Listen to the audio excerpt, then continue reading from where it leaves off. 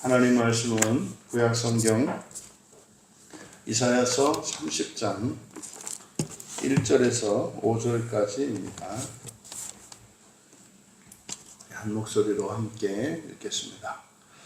여호와께서 이르시되 패역한 자식들은 화 있을진저 그들이 계교를 베푸나 나로 말미암지 아니하며 맹약을 맺으나 나의 영으로 말미암지 아니하고 죄의 죄를 더하도다. 그들이 바로의 세력 안에서 스스로 강하려 하며 애굽의 그늘에 피하려 하여 애굽으로 내려갔을 때 나의 입에 묻지 아니하였도다. 그러므로 바로의 세력이 너희의 수치가 되며 애굽의 그늘에 피함이 너희의 수욕이 될 것이라. 그 고관들이 소 안에 있고 그 사신들이 하네스에 이르렀으나 그들이 다 자기를 유익하게 하지 못하는 민족으로 말미암아 수치를 당하리니 그 민족이 돕지도 못하며 유익하게도 못하고 수치가 되게 하며 수욕이 되게 할 뿐임이라. 아멘. 반역하는 자식들이 되지 말라라는 제목으로 말씀의 은혜를 나누고자 합니다. 오늘 본문의 배경이 되는 것은 히스기야 왕의 통치 후반 무렵 이제 아수르의 강력한 왕이었던 사르곤 2세가 전쟁 중에 이제 갑작스럽게 전사를 합니다. 그래서 그 막강하였던 그 아수르 제국에 이제 반란의 조짐이 일어납니다. 이제 그 각 국가들이 각 나라들이 이제 독립을 꾀하는 거죠.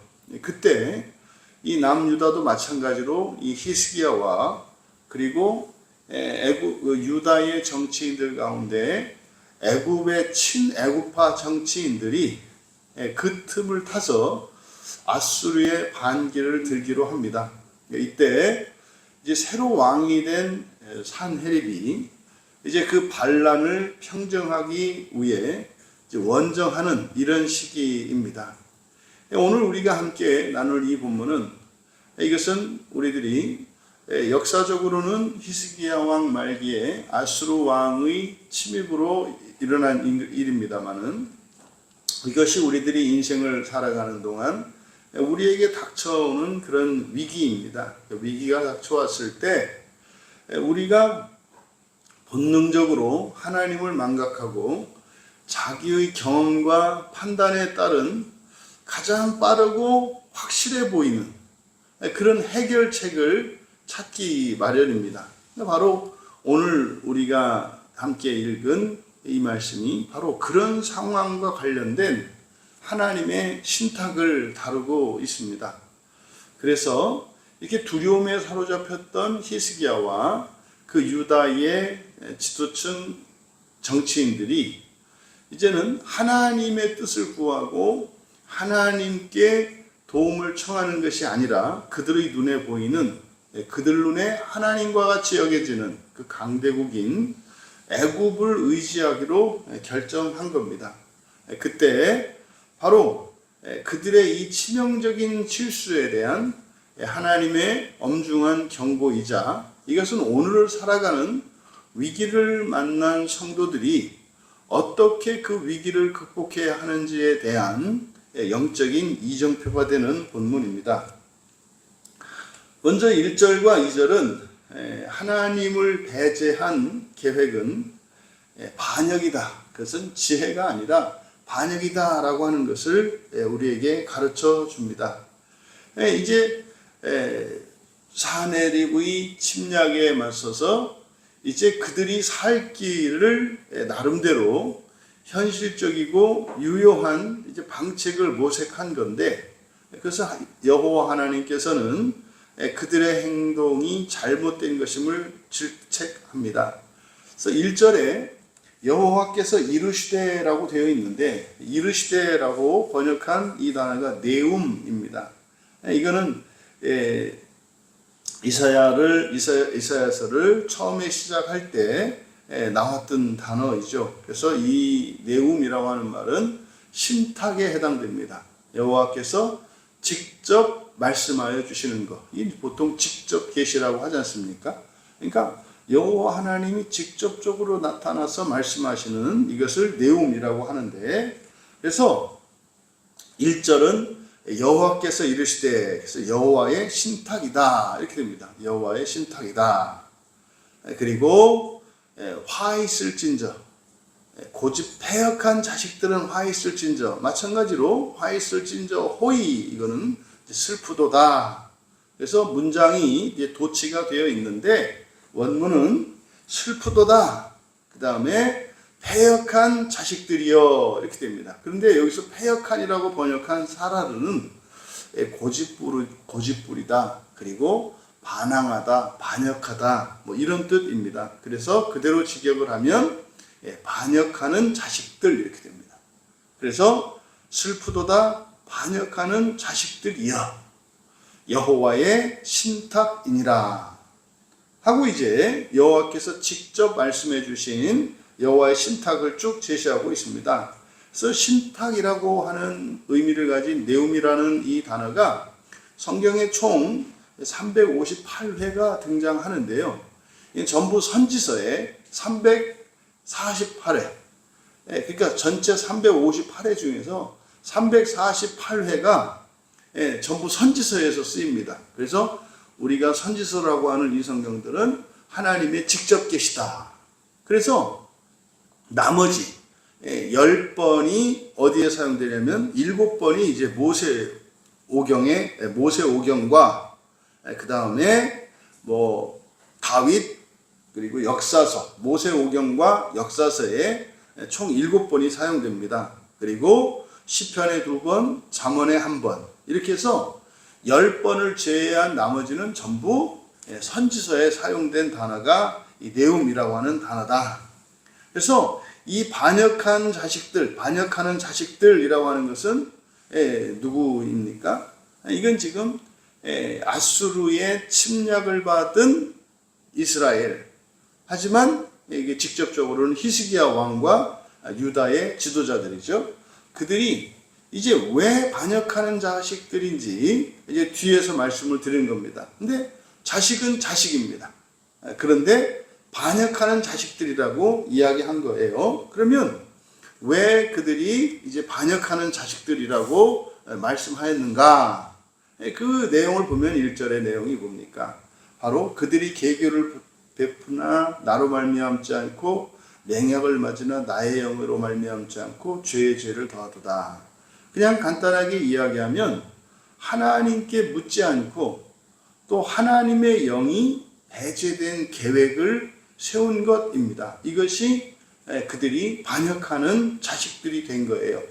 여러분, 그럼 이것을 오늘날 우리들에게 이것을 적용할 때 마찬가지로 이 1절에 있는 내용이 바로 반역하는 자식들이 되는 거예요. 근데 1절을 그대로 직역을 하면 슬프도다 반역하는 자식들이여 여호와의 신탁이니라.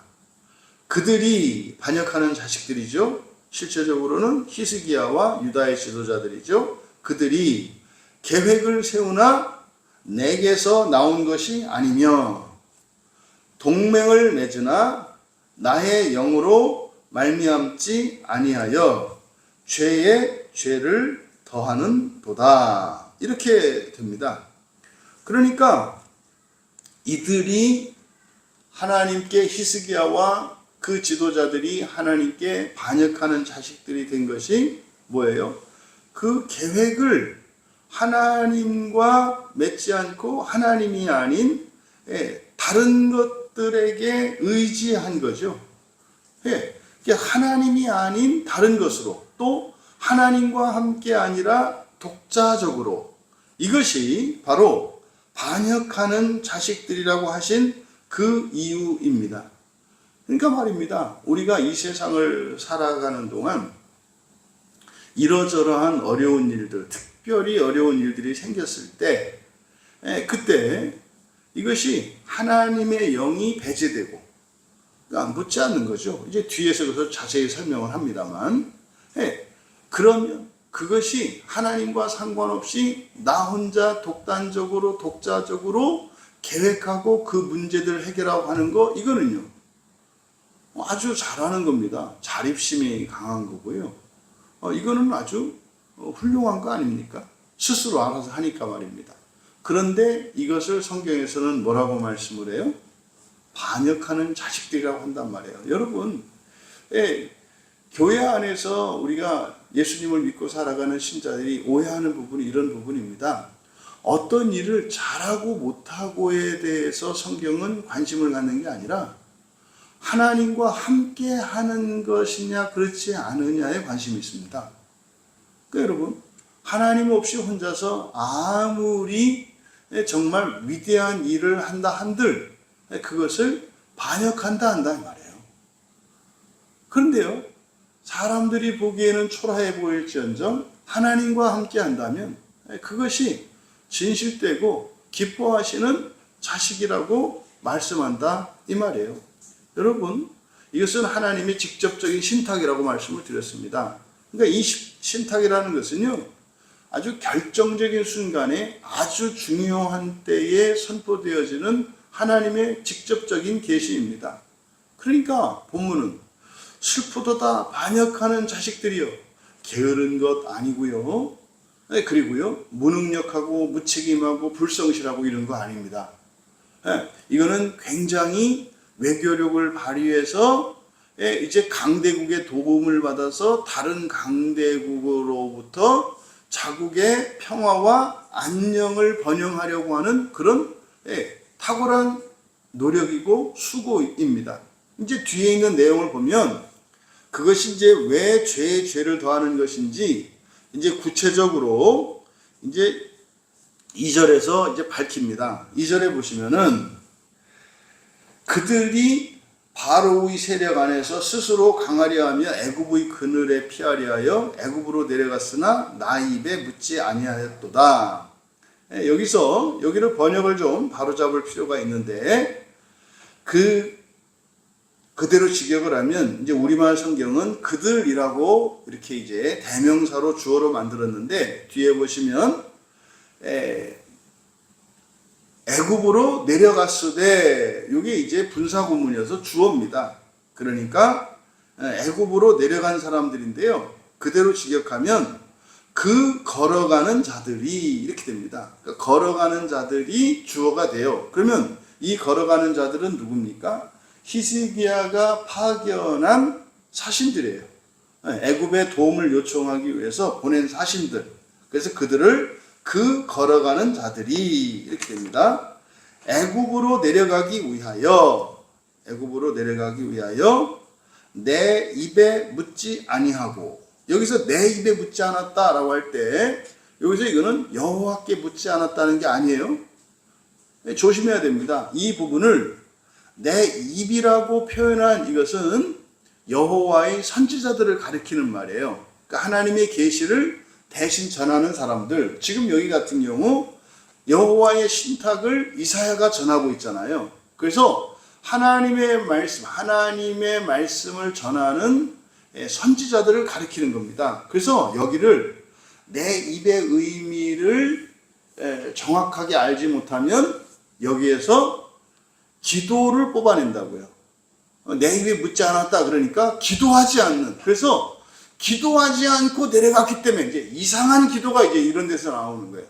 그러니까 오늘날 개신교에서조차 내 입에 대해서 묻지 않았기 때문에 지금 하나님께서 질책하시는 건데, 그러면요 여기서 내 입에 묻지 않았다는 게 뭡니까? 교회입니다.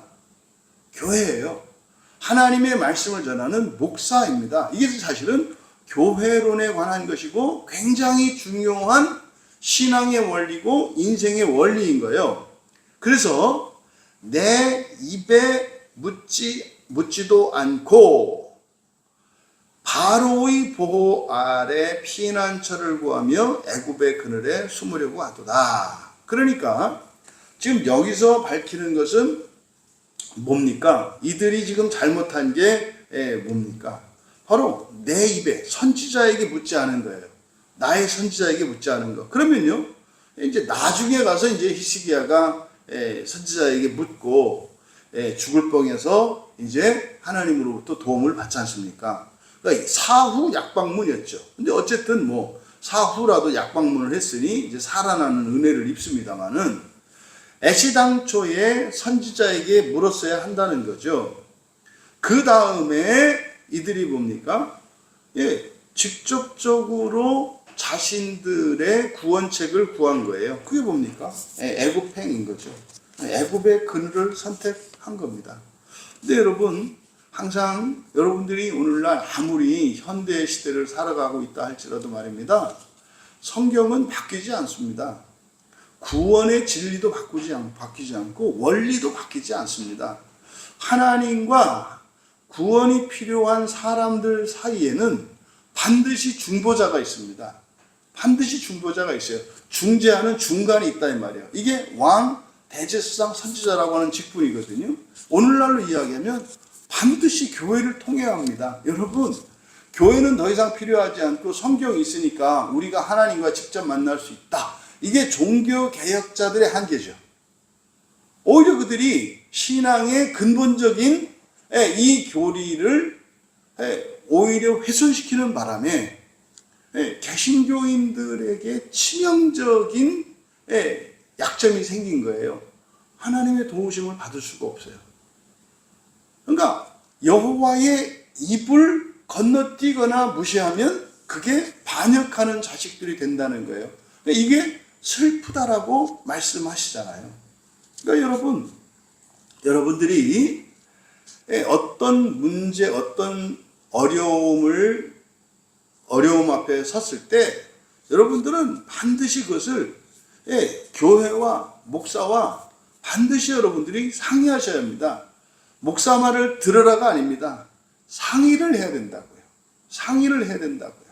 그래서 목사의 목양을 받으며, 다시 말해 목사의 의견을 듣고 그것을 가지고 여러분들이 하나님과 기도하시고, 그리고 여러분들이 순종을 하든 불순종을 해야 된다 이 말이에요. 그러면 불순종을 하더라도 그것이 불순종이 되지 않습니다. 그것은 존재적인 결함이기 때문에 그건 불순종이 아니에요. 나의 연약함으로 인한 거니까. 그러면요, 그것은 불순종의 형식을 취한 순종이 됩니다. 그러니까 뭐 하는 거? 여호와의 입인 선지자에게 그 이야기를 하고 그 의견을 구하는 것이 반역하는 자식이 되느냐 그렇지 않느냐의 기준이라는 겁니다.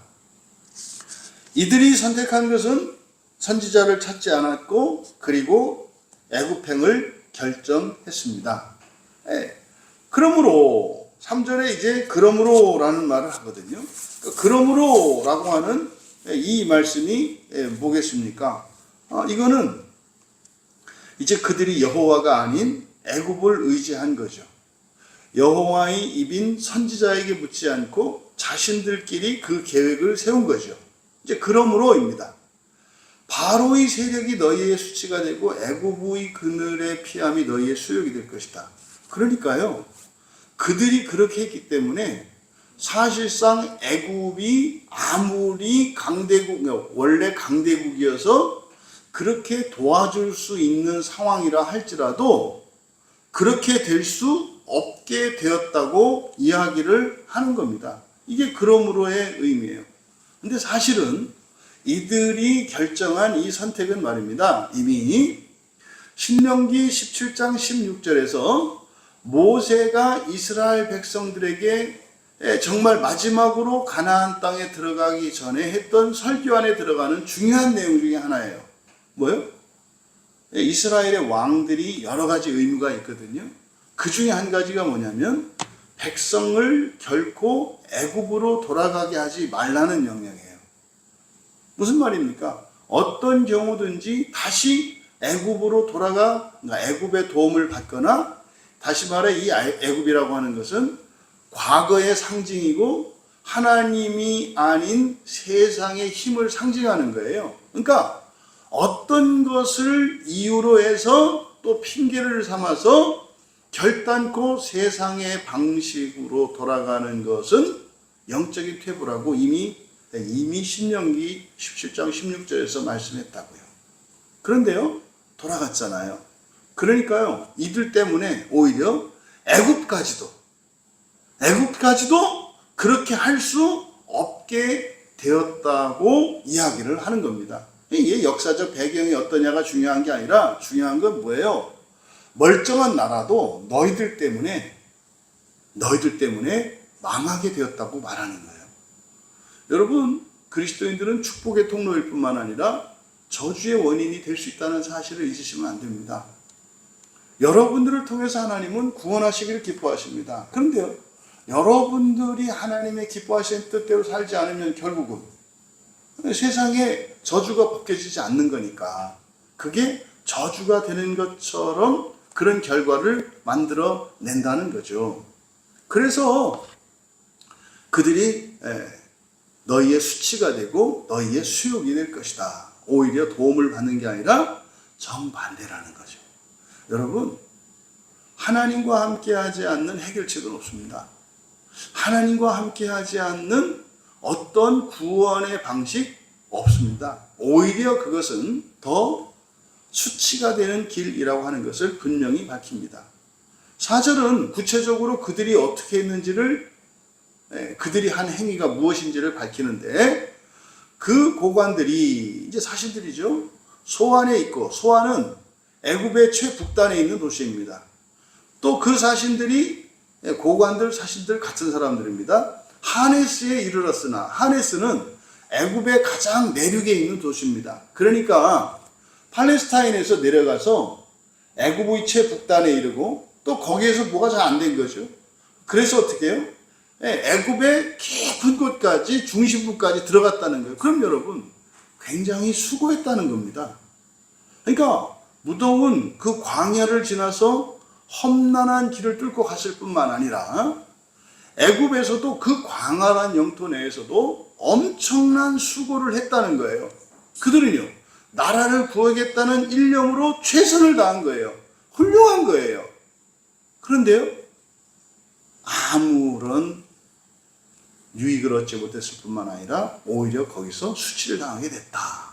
애굽을 뭐라고 이야기합니까? 5절에 보면 그들이 다 자기를 유익하게 하지 못하는 민족으로 말미암아. 유익하게 하지 못하는 민족이래요. 그러니까 여러분, 외세를 의존하는 것 자체가 굉장히 어리석은 것을 의미합니다. 우리나라 역사가요, 이래요.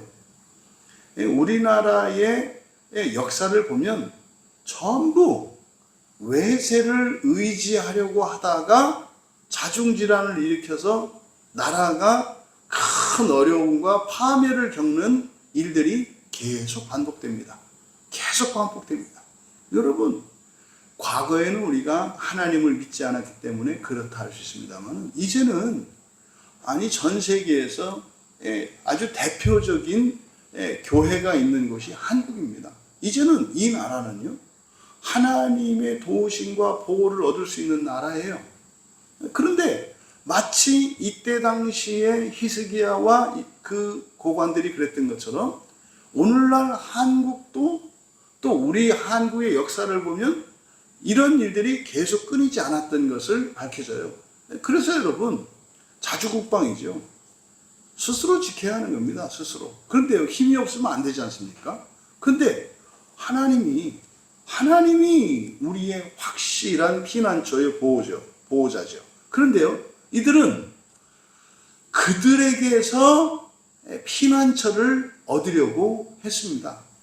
그들에게서 구원을 얻으려고 했습니다.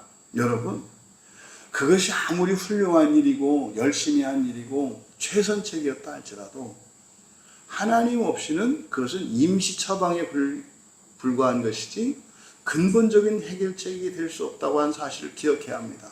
오히려 그들은요, 조롱거리가 되었다는 겁니다. 방향을 잃은 이런 열심과 능력과 수고는 비극의 원인이 된다는 사실을 기억하시기 바랍니다. 그래서 오늘 말씀을 통해 우리들이 우리 자신의 인생을 좀 돌아볼 수 있었으면 좋겠습니다. 여러분, 지금까지 우리는 인생을 어떻게 걸어왔는가 돌아봅시다.